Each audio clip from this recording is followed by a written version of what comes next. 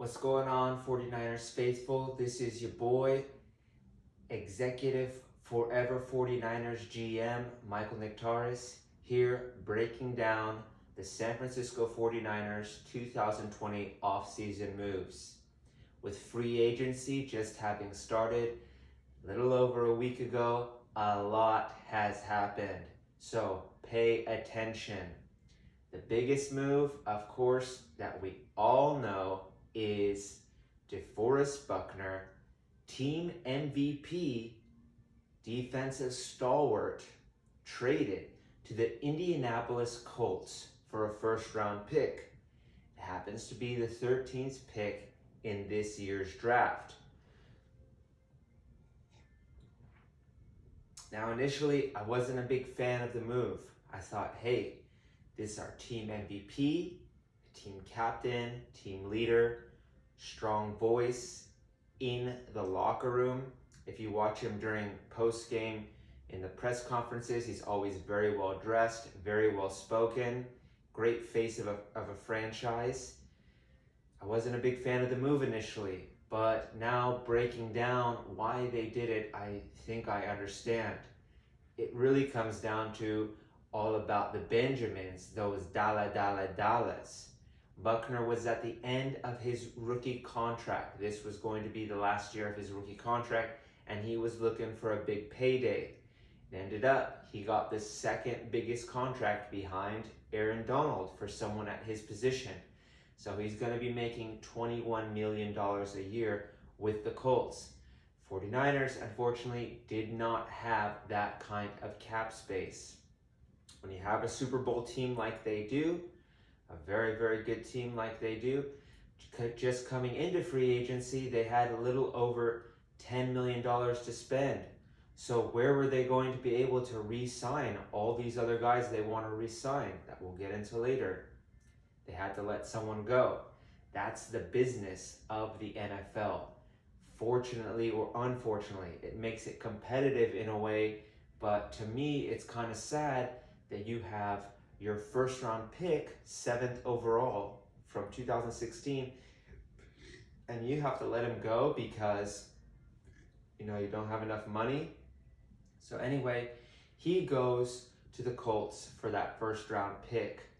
That first round pick could probably be used for, we'll see, but I'm thinking a wide receiver. That wide receiver from Alabama, Jerry Jeudy, that would look real money, I think, in a 49ers uniform. I might even buy that jersey, okay? So maybe it'll all work out, which gets to the second big loss. We're going to go over the losses first. Emmanuel Sanders. I didn't think going into free agency the 49ers were going to be willing to pay that much to keep Emmanuel Sanders, who could command a lot on the open market. And it ends up he goes to the New Orleans Saints, the team that he himself burned last year for over 100 yards, had those touchdowns, incredible plays. It's a sad thing to see him go because he was such a vital spark to our Super Bowl run last year, but I think it was inevitable. The sad thing is, we also had to give up a second round pick for him. So it's like we gave up a second round pick for an 8-game and a postseason rental. Is it worth it? Well, we can't really speculate hindsight, right? Anyway, Emmanuel Sanders, thank you so much for everything that you did for the 49ers faithful, and we wish you the best in New Orleans, just not against us, which we will be seeing you in New Orleans at the Superdome next year, where we're playing again for like the 3rd year in a row. Ridiculous. Anyway, those are the two big losses. Other than that, most of the starting lineups from our Super Bowl roster remain intact, okay? So we lose Buckner, but who can step up? DJ Jones can step up, Solomon Thomas can step up. That defensive line is really, really strong. Of course, you have Bosa, Ford, and let's get to the big free agent signing, Cup Tap. Arik Armstead, 6 years, $102 million. That's a big payday for a big boy. He had his breakout season, 17 sacks this year. And, you know, I guess they figured of the two Oregon players that they both drafted in the first round, the Twin Towers, as they call themselves, they decided to keep Arik on what they would consider a better deal for the time. This year, the deal only takes up $5 million. So it's very cap friendly for this year. And the reason they do that is because in the future, the cap is going to be extended. There will be more money to spend. So if you backload the contracts, it allows you to keep signing for this year, sign good players, and open up for, and in the later years, there's more cap space so you can sign them and other people. So congratulations to him and his wife.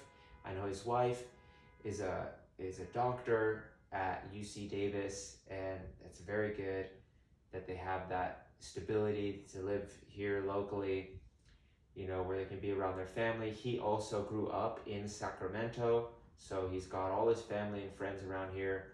He can root for the Niners for many years to come. So congratulations to Arik, and you know, we think he's gonna do great. The next big signing is Jimmie Ward. I didn't know if this one was going to go down. Jimmie was saying, you guys have the upper hand in this free agency negotiation. Usually players don't say that. Players only say that if they really want to stay. So that shows that the culture in San Francisco is very good, that John Lynch and Kyle Shanahan have created, and they rewarded him with a 3-year, $28 million contract. If he can stay healthy, that's a steal. That's really, really a steal and a bargain.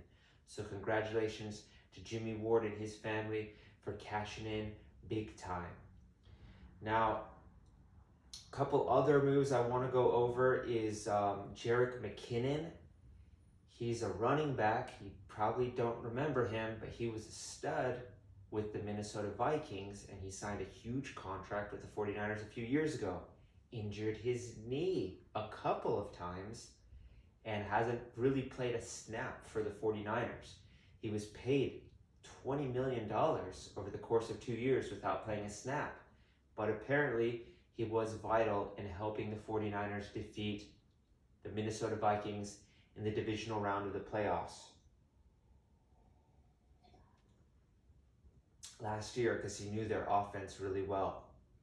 So anyway, he comes back into the mix, but that means that we have 4 great running backs.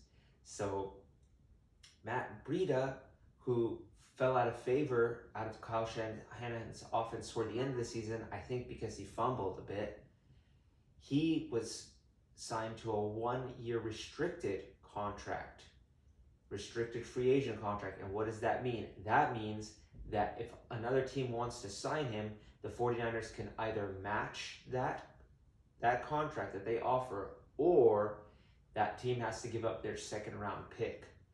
So from what I understand is the 49ers are probably looking to shop Matt Breida, get another pick, get some prospect back in exchange for him. Another player that was also signed to this restricted free agent contract was Kendrick Bourne, who he emerged as the number 3 receiver last year, and he played really well. He played really well. So, you know, I don't really see him going anywhere. He'll probably step up, probably be still the number 3 receiver behind Deebo Samuel and whoever else they bring in. You know, either they draft a receiver, or they bring in another receiver. But actually, they did sign another receiver from the Chargers. I just don't remember his name, and I didn't write it down. And some other signings I'm going to go over. Just these are all 1-year players. Kerry Hayter, he played for the Cowboys. He was a defensive end. He is a defensive end. Signed a 1-year contract. Okay. Joe Walker, linebacker from the Cardinals, also signed a 1-year contract. Tom Compton, offensive lineman, played for Mike Shanahan in Atlanta, signed a 1-year contract. Sean Coleman, He broke his ankle last year against the Cowboys in the preseason. He also signed a 1-year contract. So this is a lot of players that they're just looking to solidify their team, add players to compete for starting roles, see if they can emerge. I'm sure if they emerge to be great players, they will sign them to longer contracts than that. A player who was let go was Mike Person. He was cut from the team. Apparently, they did not like his services anymore, so they let him go. Kyle Juszczyk, stalwart in the offense, that Swiss Army knife, very intelligent, Harvard graduate.